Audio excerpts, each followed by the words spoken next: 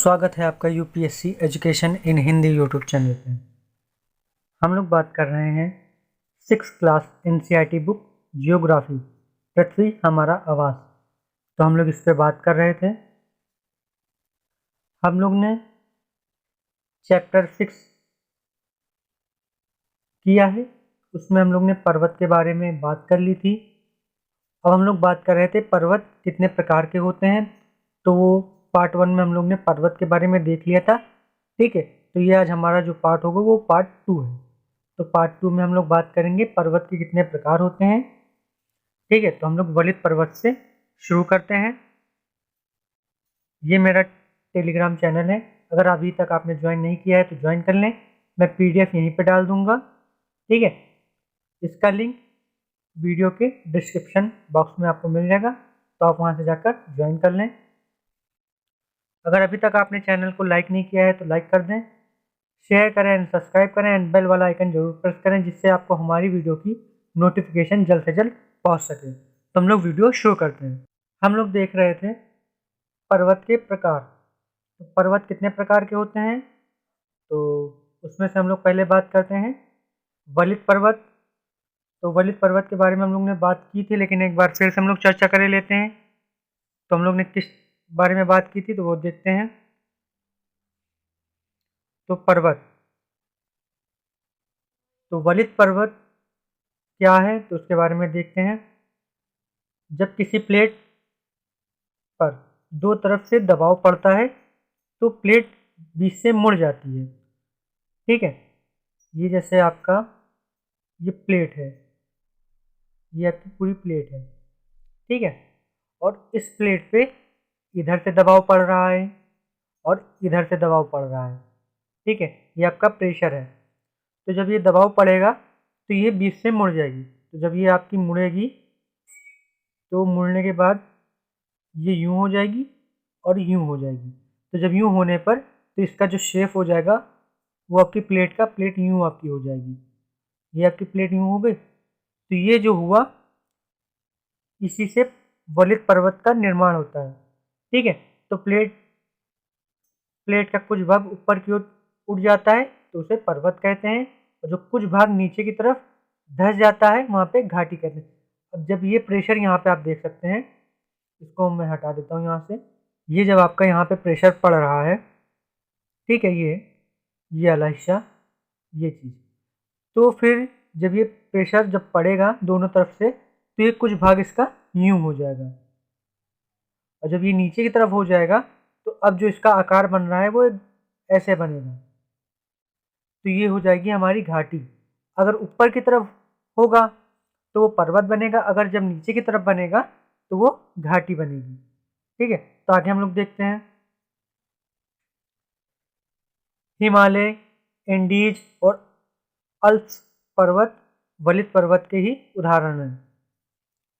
ये सभी इस दुनिया के नवीनतम पर्वत हैं और इन पर्वतमालाओं में दुनिया की सबसे ऊंची चोटियां हैं। तो हमारा कौन कौन से पर्वत, हिमालय, एंडीज और अल्प्स वलित पर्वत के ही उदाहरण हैं। ठीक है, आगे अरावली। अरावली भी वलित पर्वत है, लेकिन अपरदन के कारण ये श्रृंखला घिस चुकी है। जैसे कि हम लोग ने बात की है, तो अपरदन क्रिया क्या होती है हम लोग ने बात की थी पार्ट 1 में। तो अपरदन कैसे होता है, अपरदन का मतलब होता है कि मिट्टी का खिसकना या टूटना, यही होता है अपरदन। अपरदन के कारण जब का ऊपरी सतह मिट्टी की ऊपरी सतह जब घिस जाती है तो वहाँ पे अपरदन होता है। ठीक है, जब अपरदन होगा तो वो घिस जाएगी। अरावली दरअसल एक वलित पर्वत है, लेकिन अब जो है नहीं है वो वलित पर्वत, क्योंकि वो अपरदन के कारण घिस चुकी है।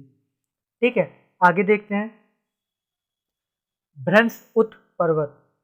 ये भ्रंश उत पर्वत किसे कहते हैं, जब टेक्टोनिक्स प्लेट पर दबाव के कारण टूट जाती हैं। तो जैसे कि नॉर्मल वलित पर्वत था, उसमें भी टेक्टोनिक्स प्लेट होती हैं, तो इसमें भी जब लेकिन ये प्लेटें टूटती हैं या टूट जाती हैं तो इनका कुछ भाग ऊपर की तरफ उठकर पर्वत बनाता है।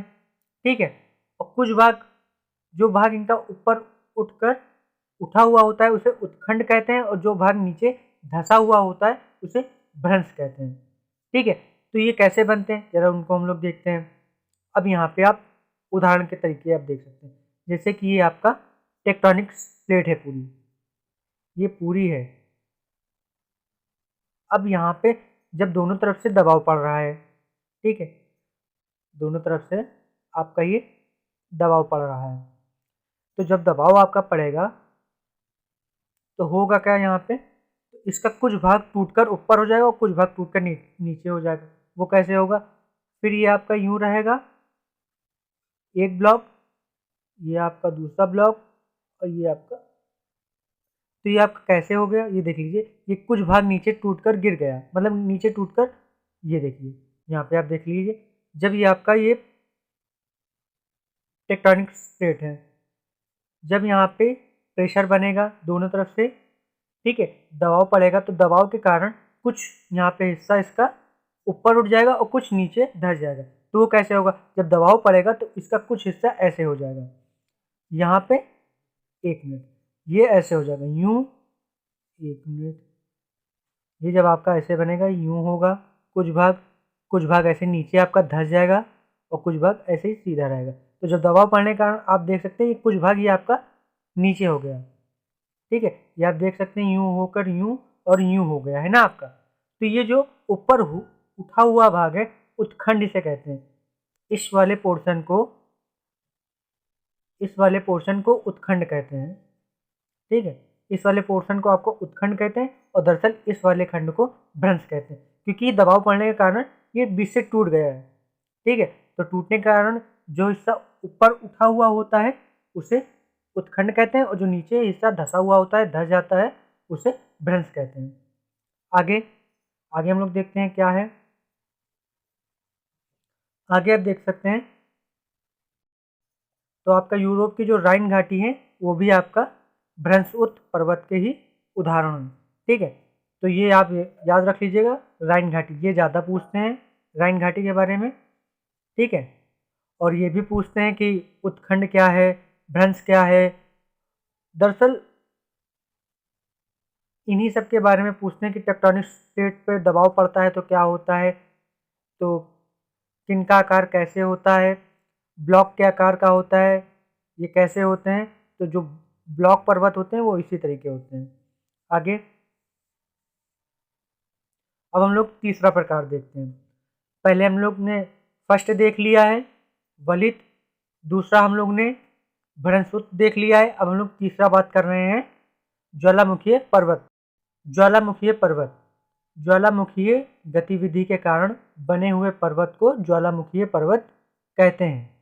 ये किलिमंजारो और फ्यूजियामा इसी प्रकार के पर्वत हैं। क्वेश्चन यहाँ से भी बनते हैं, सबसे ज़्यादा ये पूछा जाता है कि किलिमंजारो पर्वत और फ्यूजियामा पर्वत किसके उदाहरण हैं। तो ऑप्शन में ये भी पूछ सकता है कि किनके उदाहरण हैं, ज्वालामुखीय पर्वत के हैं या वलित पर्वत के हैं या भ्रंशउत पर्वत के उदाहरण। तो क्वेश्चन इन्हीं से पूछे जाते हैं ज़्यादातर।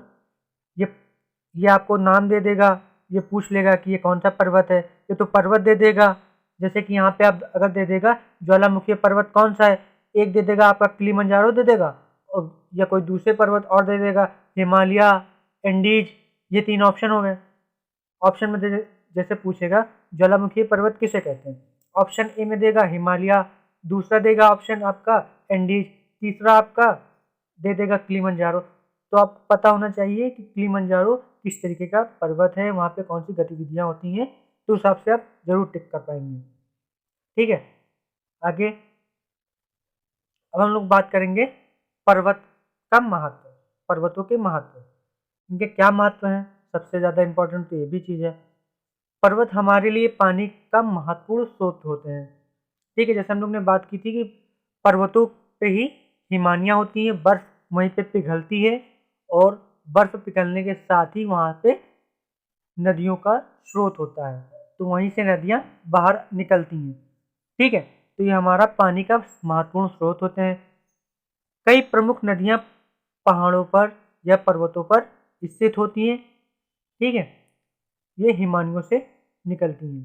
ठीक है, आगे पर्वत से मिलने वाला पानी सिंचाई के काम आता है, पनबिजली के काम आता है।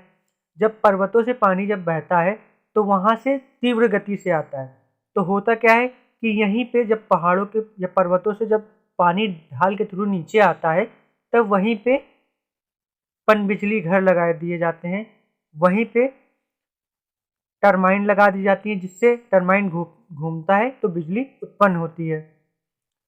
और ये पानी नदियों के थ्रू बाहर आता है, तो वहाँ ये सिंचाई के काम आता है। आगे